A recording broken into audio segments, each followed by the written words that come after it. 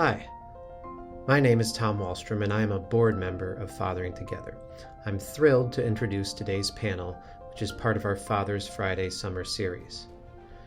As a dad, I'm grateful for Fathering Together for bringing together such a great collection of thought leaders, disruptors, and organizations working to change our perspectives on how dads engage with their families, communities, and workplaces.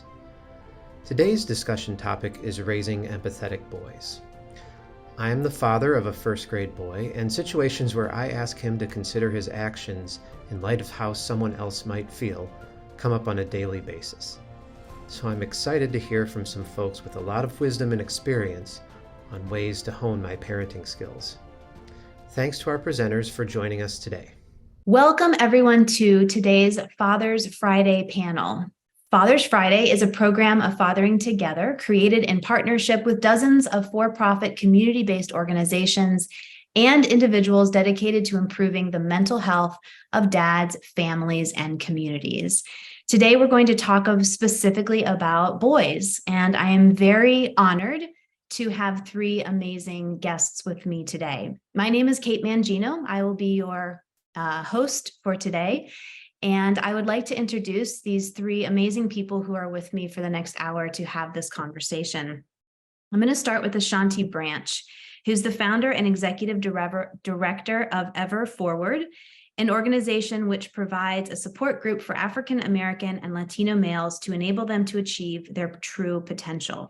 Recently, I've learned that Ever Forward is part of has launched the Million Mask movement, which helps people understand how much we have in common and participate in self-reflection and deep connection. Welcome, Ashanti. Thank you for coming. I wanted to ask if you want to add any information maybe about your personal background, about maybe the connection you feel to the topic we're discussing today.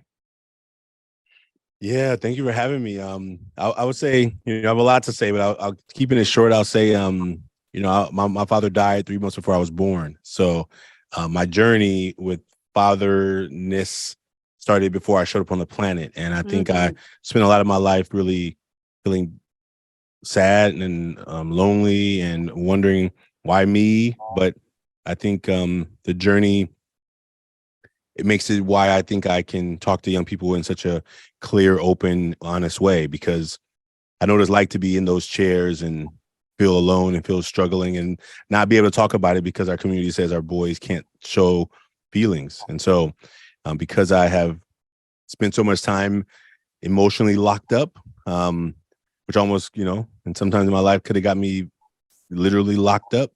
And now that I'm broken free, I try to do my best to have others to find a little more freedom to be in more their authentic selves. So thank you for having me.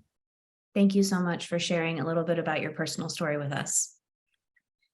I would also like to introduce Jennifer Fink, who is the author of 2 books, The First Time Mom's Guide to Raising Boys and the very new Building Boys, Raising Great Guys in a World That Misunderstands Males. And you are on my bookshelf behind me, not just today, but every day, Jennifer. Yay! You're an award-winning freelance journalist and co-host of a fabulous podcast that I think all three of us have been guests on called On Boys. Welcome. And if you want to share anything about your personal life. This is all extremely personal for me. I got into this work because I have 4 boys. I have 4 sons who are now currently 17, 20, 22, and 25. So it has been a very personal project that then bled over into and informed my professional life. And I know, like everybody else here, building up our boys is so important to our collective future. And that's why I'm part of this conversation today. And we're grateful for your time. Thank you. And last but certainly not least, Jake Sticka is the co-founder and executive director of Next Gen Men, an organization that aims to improve men's health and well-being, reduce all forms of violence, and promote gender equity in community and the workplace. And right before this call, Jake gave us this beautiful sentence that Next Gen Men is working towards a future where boys and men feel less pain and cause less harm. Thank you for joining us today, Jake. Thanks for having me. Much like Ashanti and Jennifer, this work is personal. It doesn't carry very well on podcasts and videos, but I'm 6'8". I'm a tall, straight white dude, and a lot of people kind of wonder why I'm thinking and talking about gender equity, gender-based violence prevention, reimagining masculinity, those types of things. Despite the privilege that I walk through the world with, I struggled with my mental health in my late teens and early 20s. And at 19, my coping mechanisms were binge drinking and fist fights. And at 22, it was self-harm. And, that ended up in a healing journey for me, and really came to understand it was this masculine script. You got to be tough. You shouldn't show emotion, never ask for help, that was harming me. And, at the same time, my co-founder Jamal unfortunately lost his 13-year-old brother to suicide in 2007. And between his grief and loss and my own struggles, we just really wanted a new script for the next generation of men. And that's what we started with almost 9 years ago. Thank you very much, all three of you, for sharing. And just so listeners know, I am the author of the book Equal Partners. I've been doing gender work for about 20 years for a range of nonprofit organizations. And I primarily was doing women's empowerment work for many, many years, and kept hearing the message time and time again from women all over the world who would say, women's empowerment is great and women's leadership is great, but my husband won't let me work outside of the home, or my father won't let me go to college, or, I have an uncle that doesn't believe that, women need to work and is keeping me at home. And so I realized that to work on women's rights and women's equity, I really needed to start doing more work with men and boys. And so that's how I entered this space and how I ended up with you here today. So 4 different journeys. I'm grateful for our time together. And I'm going to start with the first question. It might be odd for some of our listeners maybe to think about why a Father's Day themed event, and we want to talk about boys specifically, but I thought, Ashanti, maybe you could start us off and help us make that link clear. Why is it essential to consider the way we are raising boys when we address fatherhood and fathering? Yeah, thank you. And even perfect timing for, this work that we did yesterday. So one of the things I see in a big picture, so we've been inviting young people to make masks ever since our work was featured in the documentary The Mask You Live In, which is about this hyper masculine narrative that's based in the US, but what we've seen since the documentary is that it's around the world as well. So this idea that men have to be tough, and I think Jake, you spoke to that, like, oh, you're a big guy, you're supposed to love sports. Like, what I'm saying, you're this kind of, oh, you should be doing this. Like people have a projection of what you should be doing, and they push it on young men in our spaces. And I think with fathers and with, me not having a father growing up, but I witnessed my other friends with their fathers. And sometimes I wondered, like, is it better that I didn't have a father?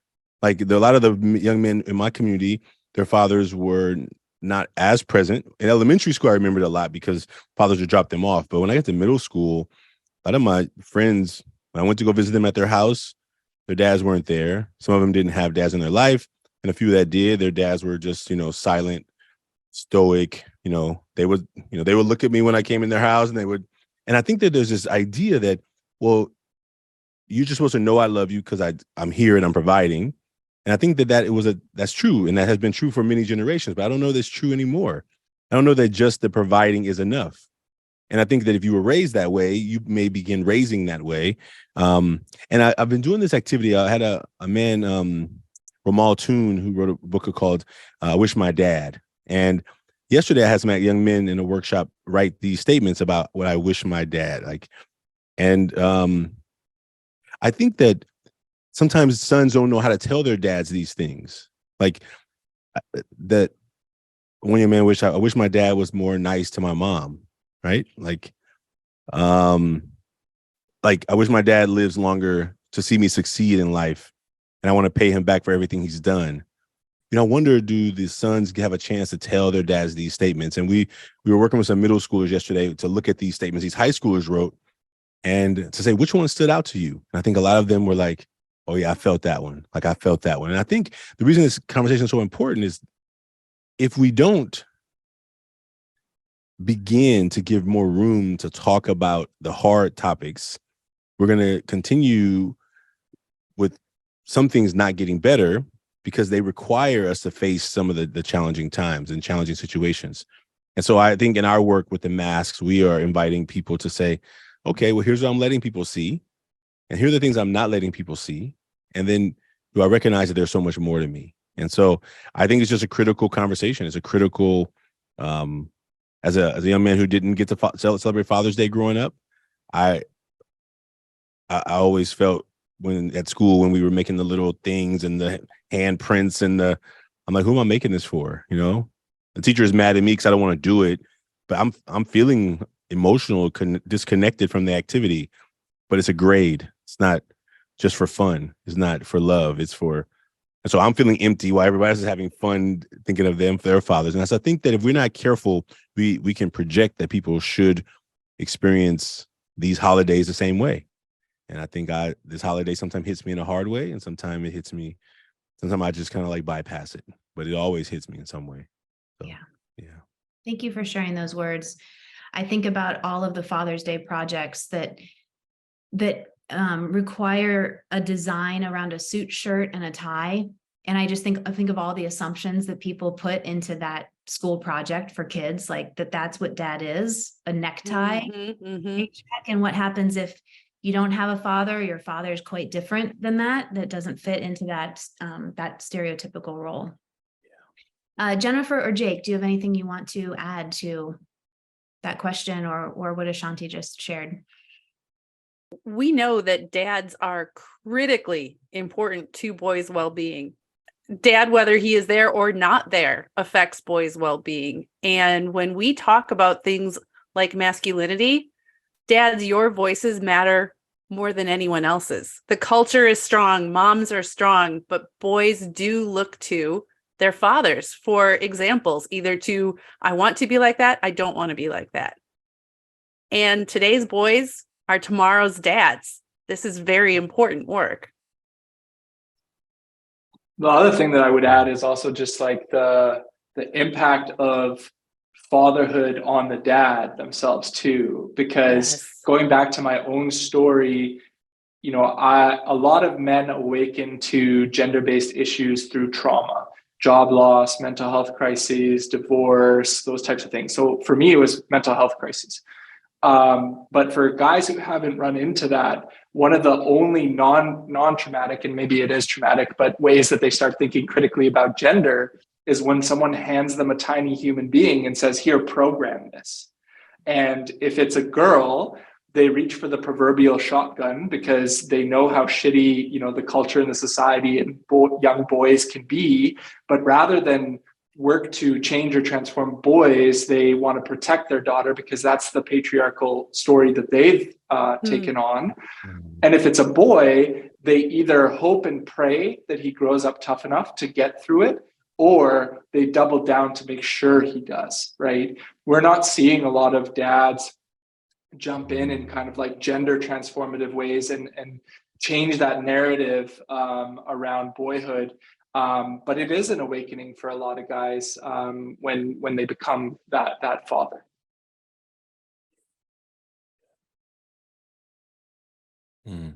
Yeah.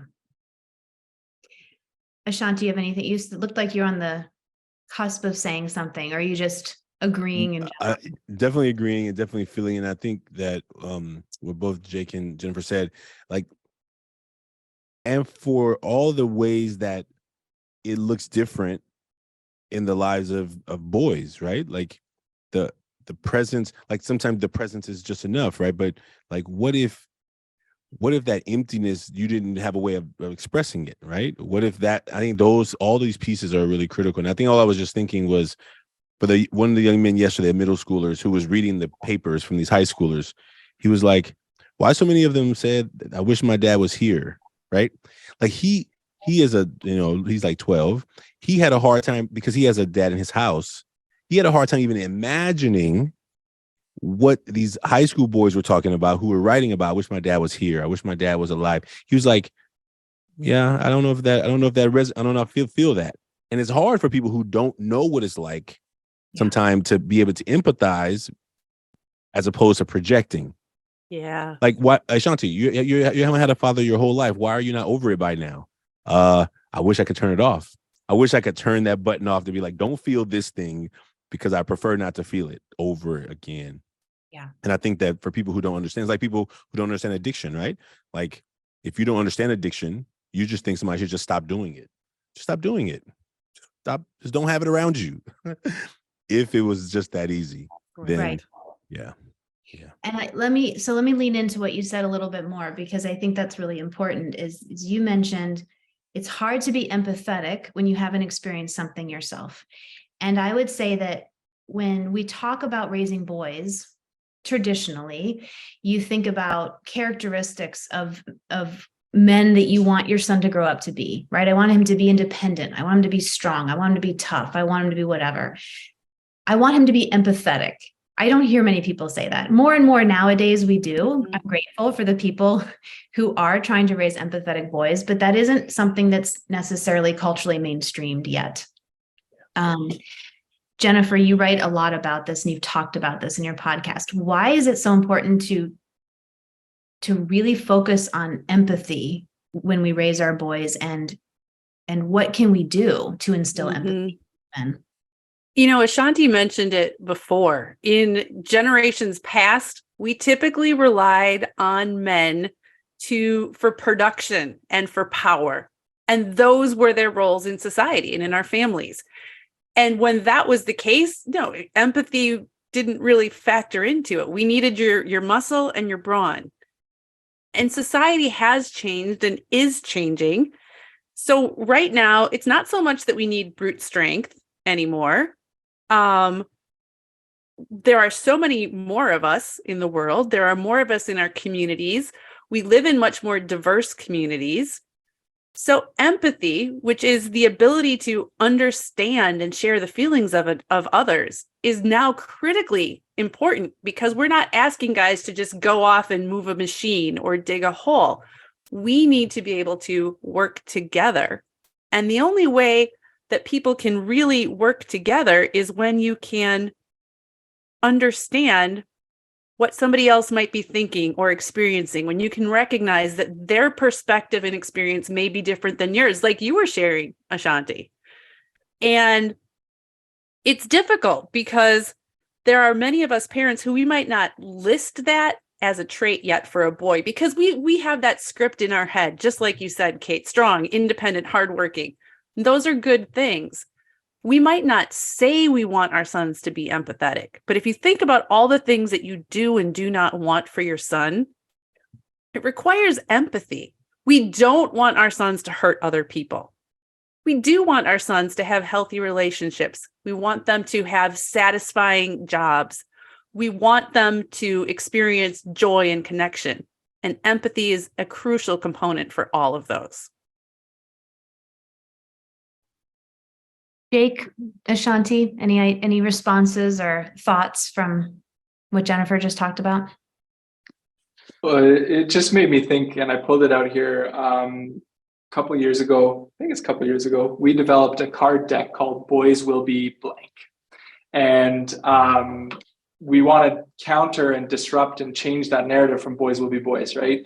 And we have 42 affirmations, and one of them is boys will be empathetic. And we describe it as listening attentively to the perspectives of others, seeking to understand and finding commonalities between us. And it just makes me think about, again, just how deep these, patriarchal cultures and institutions run between us, because in this society, when, we have a girl dad, let's say, we're telling these girls to be strong, to be decisive, to be, a lot of these like traditional traits of masculinity, and we're simultaneously stripping those away from boys. But Rachel Giza, who wrote the book Boys, What It Means to Become a Man, has this great quote, and I hope I say it right, but she said, it's great that we've begun to raise our daughters more like boys, but it'll never work until we raise our sons to be more like girls as well too, right? And it just shows what it is that we actually still value in our like capitalist society, patriarchal society, those types of things, and how much it harms boys and their relationships with their dads. And yeah, I resonate with empathy as a key to unlock so much. Ashanti, we started with Yeah. you. Empathy. Why don't we end up with you too? What do you want to? Anything you want to add to the empathy conversation? Yeah, I think Jake and Jennifer both nailed it. Those are beautiful. I mean, I agree with both of it. I think the question that comes to my mind is maybe putting a question out to parents, like, what kind of son do you want to raise? Mm-hmm. And really like asking parents to really be reflective on that. And I think when I started doing brain research on when I was a teacher, what I realized was that there are certain things in the biology that we're not careful of that teachers can play into. So when you list the top things that teachers appreciate about their female students, the list turns out to be like, oh, they pay attention, they really write nice, they work well, they're really kind, they get good penmanship. And we talk about the boys, they're like, oh, they're funny, they're hilarious, they'll help you move boxes, they like all these you're like, and when you think about the traits of what's a good student is, it usually matches that list of what what girl students and teachers appreciate in girls. And I think that if we don't give a way of like for everyone, not just parents, not just teachers, but communities, who are we trying to raise in our communities? What do we want? What values we want them to be able to grow? And I really love that quote. I'm gonna have to ask you for that quote again, Jake. I think we have to recognize that we have to all evolve.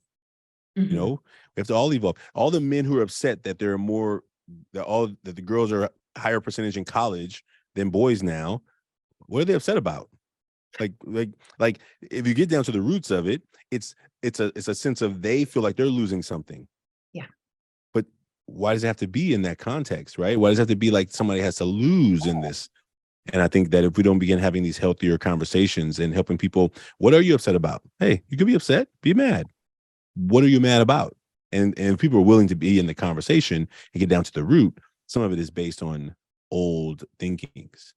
Mm-hmm. And so how do we begin to like be in a new world and a new day where we think differently? So, yeah. Absolutely. And in thinking about new thinking and old thinking, I think there's a lot of, because, more traditional ways had this strong, this independent, like the way that we categorize boys and girls and men and women differently, right? And I wish I knew who said this, but someone told me a few years ago that your sex only matters when and if you decide to reproduce. That's the only time in your life when your sex matters. When you're falling in love, when you're going to school, when you're getting a job, when you're doing your hobbies, it doesn't matter. It shouldn't matter.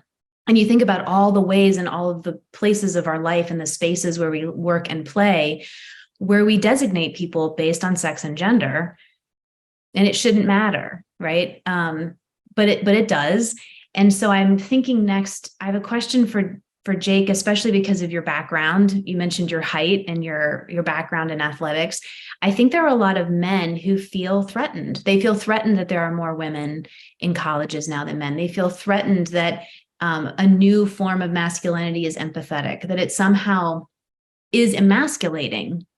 So what would you say to those men who are kind of struggling with new definitions of masculinity and feeling like it somehow makes them less masculine?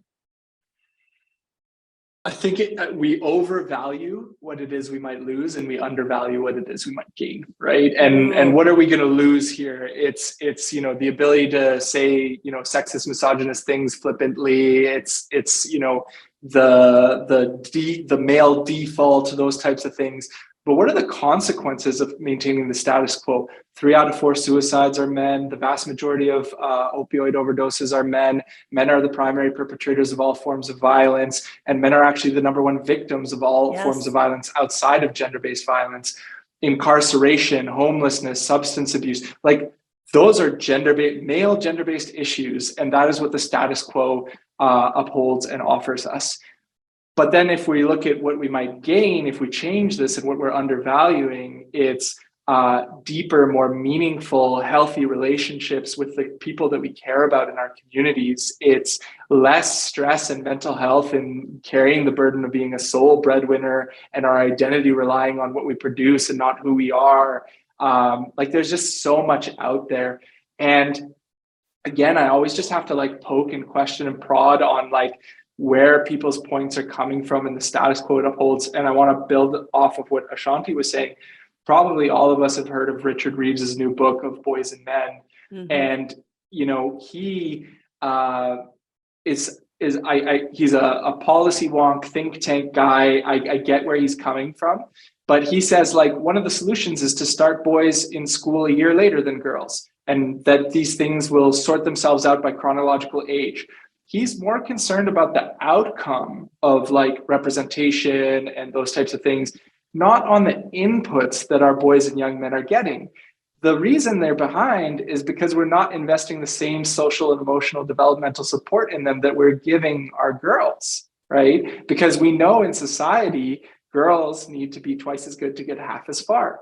And early childhood education is dominated by women who grew up in that culture. So of course they're gonna, you know, to Shanti's point, say, she's such a good student, she's a listener, she's all these types of things, where boys are deeply relational, emotional learners, and we're not meeting them where they are and what they need. And they're of course falling behind because of that.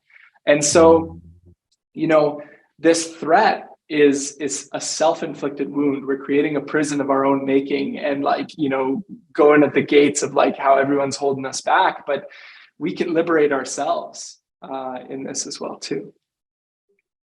Jennifer, I have a feeling that you have more to say about what Jake was talking about, because you write about this in your book about education and how we approach early childhood development with boys.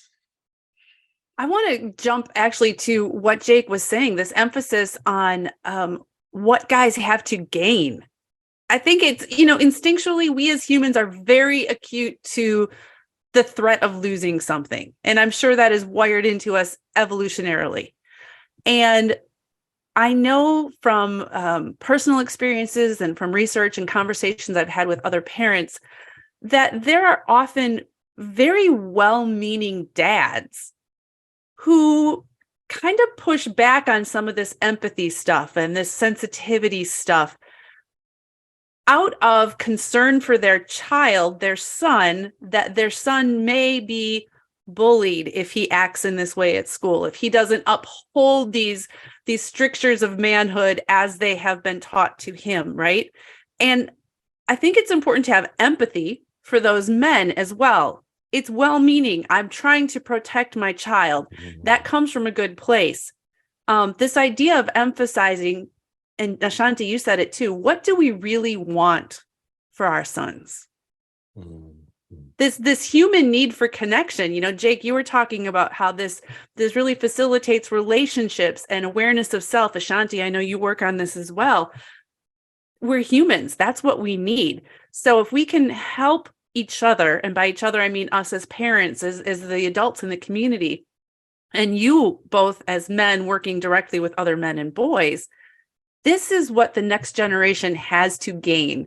Yes, it's scary to do things differently, and it's not necessarily always going to be smooth, but you know what? You can be there, you can support your son, and you can love him and give him strength and encouragement, and together we can move into this future that's more promising for your boy. Yeah, absolutely.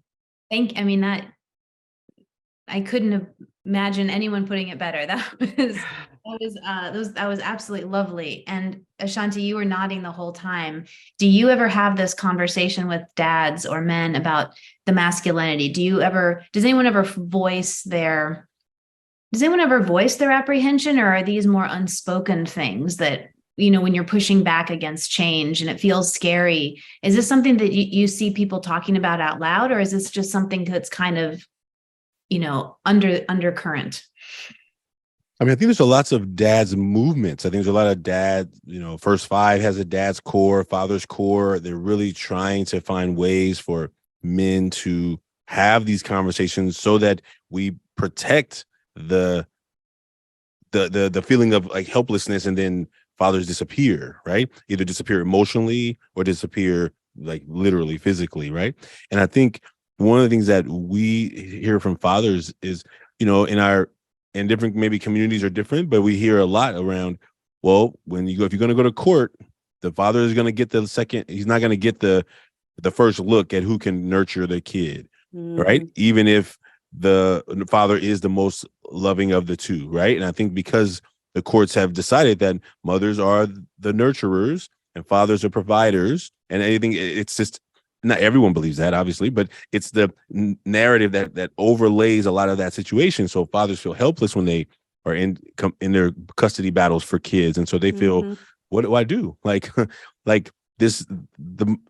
I've shown them all these things a mother does and has not done or whatever, and they still are giving my kids to this person who is only mad at me and taking it out on the kids. And I think, and I'm not saying that anybody is worse than anybody else. I'm really saying for dads who love their kids and who want to be nurturers. I think it's like the first time I'm kind of pivoted, but the first time a man told me that he stayed home to raise kids, I felt. In the moment, I was like, "What did he just say? What did he say? What did he say his job was?" And I was like, "I gotta ask him what he said because I don't think I heard it right." I said, "Can you just say that? What did you say? What did you say?" He said, "Oh, I raise my kids. That's what I do." And I had my own biases came up in terms of like, is that a thing? Is that a thing? This is several years ago, but it was still like, oh wow, my own stuff in there, and I believe that men can be nurturing, just as nurturing as anyone else, right? And I was like, oh, that's the stuff that is just programmed in our thinking, that a man stays home and doesn't go to your work is at home. Like and I think that is, and I think everyone has their own experiences of when they heard something new and different, how they responded to it. If they're willing to be honest, like, oh, that's my stuff. That's my old recordings that are played in there as a narrative that can't be. And so I think that, yeah, I think, Jake, when you said men feel threatened, I really agree with that. And I think our young men do too.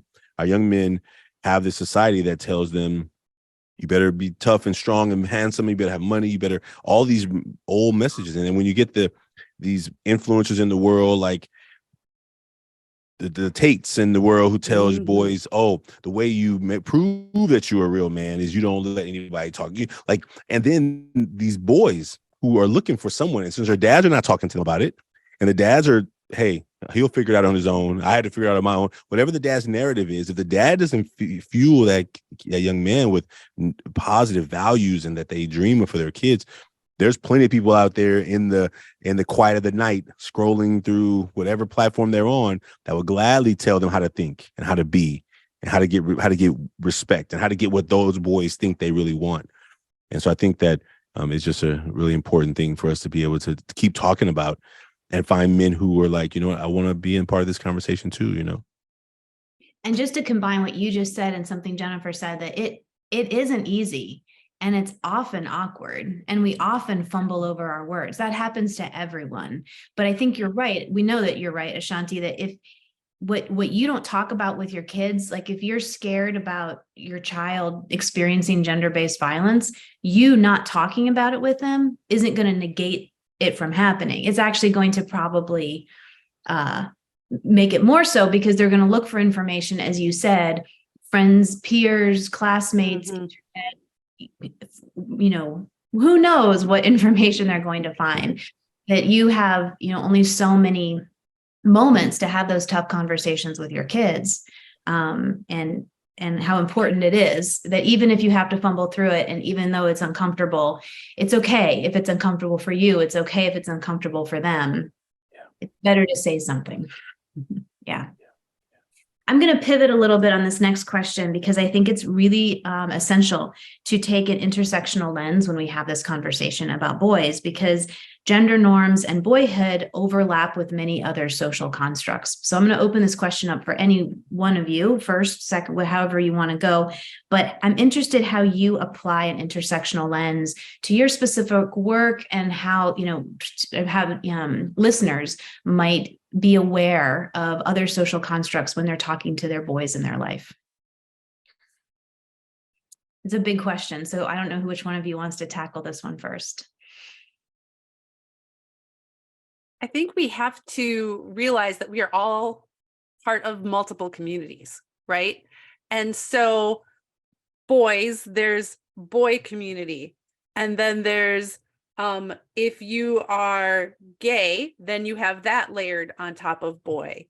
If you are Black, you have that layered on top of boy. And just because of how our society has come up and defined these things, stereotypically, well, gay doesn't go with what we think of for boy. So there's all these additional layers. And Ashanti, you can certainly talk about existing in the world as a Black male in a way that I, as a white woman, never can. There are some shared experiences just by being male, but you layer in Black, that's a different experience. Yeah, and I think, I mean, when you think about, I was really in a minute, in the beginning, I was like, what are the constructs I'm thinking about? Like, what are all the different constructs that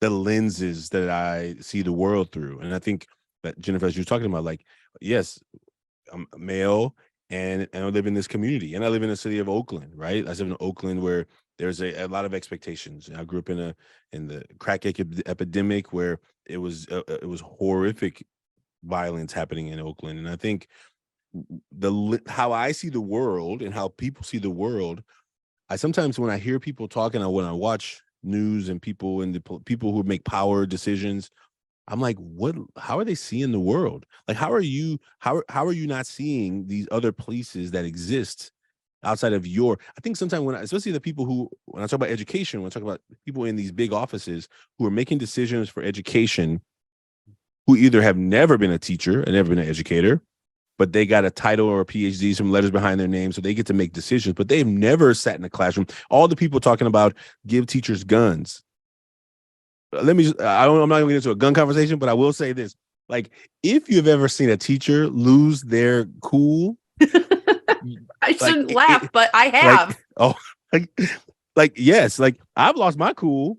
I'm clear about losing my cool. And I'm like, you all don't even know what you're talking about. You don't know what you're talking about. You don't know and I think that the idea of our world, when we look at all the ways we see the world, we get sometimes locked into a one way of seeing it that doesn't match some of the experiences of the people that we are like, think that we may think we're representing. And so I think for me, for the young men we work with, it's always asking them, so how do you feel about this? What do you notice here? What did you see here?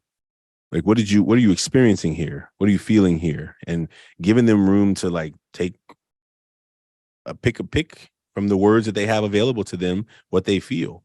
I think that's how we have tried to do our best around this. And I think what the mask movement has done in that way, it's like, here, it's anonymous. Let's start there. Let's start with just, what can you write on this card in 3 words?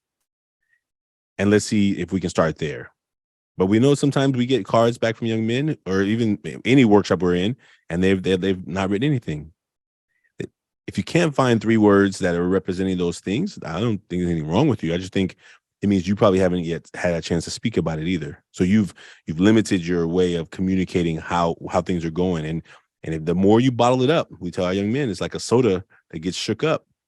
Like, sometimes the mess you can clean up with a baby wipe. Like, oh, I just made a spill a little soda right here. And sometimes you can spend your life cleaning up messes that you make because the emotional overload came at such a price.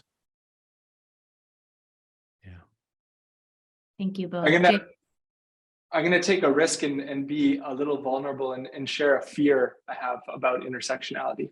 And the fear that I have is, when we look at things through an intersectional lens, which we absolutely have to, we then start seeing the deficits that people face, people of color, women, queer folks, those types of things. And that's where we point our resources to. The fear that I have within doing things that way always is that guys who look like me, boys who look like me, and who will grow up to be like me, we have the keys to white supremacy, heteronormativity, capitalism, those types of things, because we're the dominant narrative, we're the dominant group in that. And it is hard to find resources and initiatives and efforts to work with boys that look like me, that also struggle within these systems. And if we don't intervene there, we will inherit the status quo and perpetuate it further. So that's a fear that I have about it. And it's absolutely crucial that we do look at marginalized, underrepresented, all those types of things. I just really worry about where the initiatives are. And also, like, even just looking at the consequences of this backlash, especially I'm in Canada, we have, our own conservative backlash, all those types of things, but looking at what's going on in the States with the overturn of Roe v. Wade, Proud Boys, growing white supremacy, those types of things, right? And so that's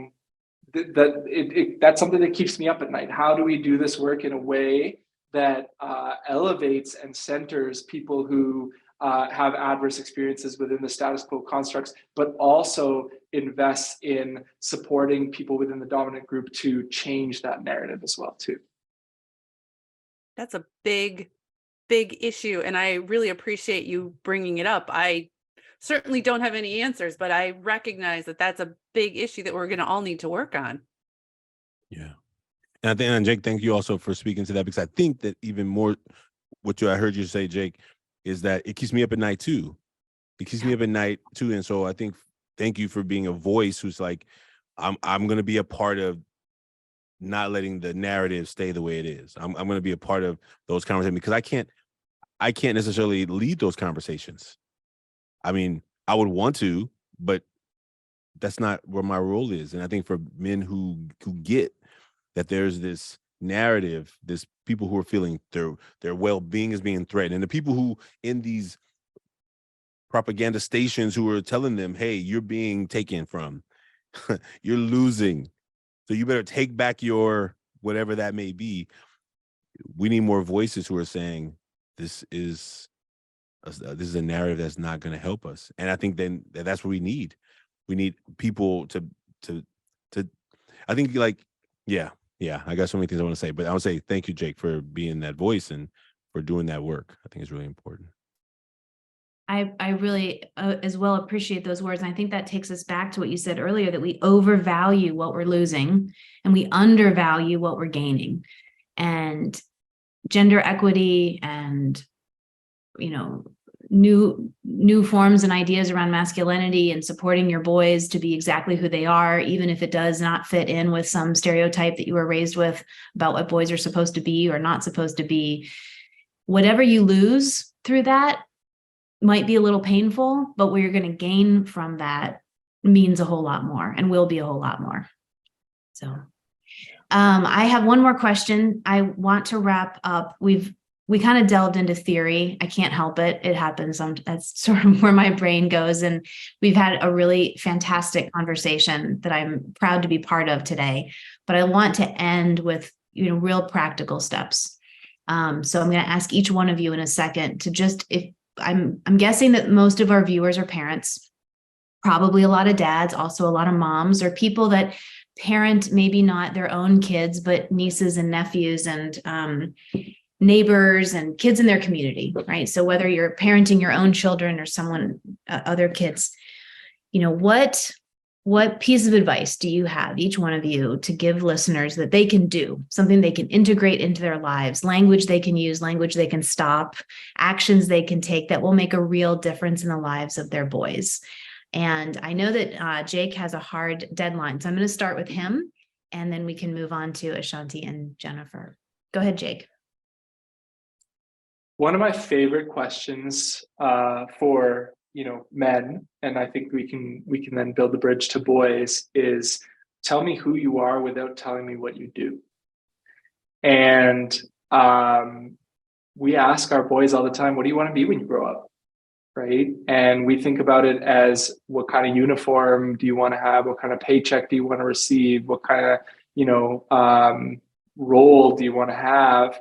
But we don't encourage them to think about who they want to be and how they want to show up in the world and those types of things. And so I guess for a parent of a boy, I would just, invite them to find ways, if it's not that question, just find ways to encourage them to do that. And again, going back to what do we lose, what do we gain? I to Shanti's earlier point, being that, 6'8" dude, like I played semi-pro basketball. I had a great time doing that. But when I, retired at the ripe old age of 24, I had to relearn who I was besides Jake, the basketball player. Yeah. And I didn't have something to fall back on. And it was hard and it was depressing and it was all those types of things. So yeah, what do we have to lose? Maybe if I'm not told my whole life that I should be a basketball player, I won't become a basketball player, but I'll at least know who I am in this world. That's fantastic. And I think that speaks to, we hear so much about, I've interviewed lots of men in my life for different research projects, and I'm told over and over and over, I had to perform masculinity. I had to perform masculinity in my home, at my school, at my work, in my whatever. And I love how this question kind of gets around. I'm not asking you to perform anything. It's not about who you're going to be or what role you're going to fill, but who are you? I think that's a really wonderful question. Thank you. And if you have to disappear, we understand and we appreciate your participation today. Thank you. Jennifer or Jake. Who wants to go next? Shanti or Jennifer? I can go. Jennifer, you want to go next? You want to go next? Go ahead, Ashante. All right. I think that what I would invite parents and community and teachers and educators and social workers and politicians, I think this conversation needs to be had by so many people. We invite people, we create this movement around masks because I think it helps create a low level of entry of like, who am I letting people see that I am, and what's happening behind the mask. And I think that we invite people to make masks. And I think we ask parents to do it first before you go ask your kid to like, hey, tell me what you're feeling. And like, maybe they'll agree. Maybe they'll listen and they will tell you, but maybe they know that, oh, you just want to get an easy answer. And they've been training you as long as you've been training them. Like, yes. Right. And so they know what to say to keep you off their back. They know what to say to create a little bit of alert. Like they know what to tone. They've been training you as you've been training them. And so I think we invite people to make a mask. People can make a mask online anonymously, millionmask.org. And what they will see in those 3 words, that when they go and talk to their kid, or they go talk to their partner, or they go talk to their friend, and you ask somebody how they're doing, they say, I'm fine. You know that there's more to that. There's more to I'm good. There's more to I'm cool. There's more to that. And if people know that they won't burden you by sharing with you, maybe they'll answer that question a lot more. I think we ask that question, how you're doing, so often, and it has no meaning. And so therefore the answers usually have very little meaning. And we're inviting people to just realize that there's so much more to each of us than people can see by looking at us. And that's our work. We're talking about raising empathetic boys, and we've talked about how important that is. And I think that the biggest thing we can all start doing right now is showing empathy to our boys. That's something that socially, societally, we have overlooked for a long time. And if I have learned anything as a parent for 25 years, it is that our kids are more likely to do what they see us doing than to do what we tell them. Our kids need to see us treating others with empathy and respect, and that is how they learn. It's kind of not surprising that we have boys and men who aren't sensitive to or alert to what other people are feeling, because we've never showed them that that's important in how we treat so many of them. Take some time to try and understand your kids' feelings, what's going on, what they're thinking, what their experience of the world is. And I know from experience, this can be really hard, because sometimes what my boys are thinking and feeling is stuff that I don't want them to be thinking and feeling. It's stuff that may make me uncomfortable. Adults, we have to deal with that because we need to create the spaces for our boys to be able to express and feel what they feel, so that we can teach them to do that for other people. Show empathy to the boys in your lives. Thank you all for those ideas. I couldn't agree more. I think there are 3 fantastic ways forward that parents can consider. I'm going to add one more, which is something I've tried to do with my own language and to encourage others around me. I do not ever say, well, okay, this is going to be funny after Jake showed us his cards, but I never say girls are so blank. or boys are so blank. Why are we stereotyping half of the population of our children into one statement? I haven't used that in a while myself, but I still hear it almost daily on the playground with my own kids and my own community. Boys are so messy. Boys are so, they turn anything into a sword. Boys love a disgusting fart joke. I hear these all the time, these grand stereotypes about boys, which I think even if they're meant lighthearted and they're meant, to just be funny, I think that it just perpetuates these stereotypes about boys and men and what they should be and what they can be. And so I've tried when someone will say to me, "Oh, boys are so messy," I'll say, "I don't know, I've got a daughter and she's really messy too. I think kids can be messy." And then people are like, "Oh yeah, maybe you're right." So I just to kind of counter those stereotypes with opening people's minds up to try to get away from boy and girl and just think about kids. Thank you again for joining us today. The goal of the Father's Friday summer series is to provide stories and strategies to empower dads to be emotionally courageous, connected, and committed. I hope you got as much out of this conversation as I did.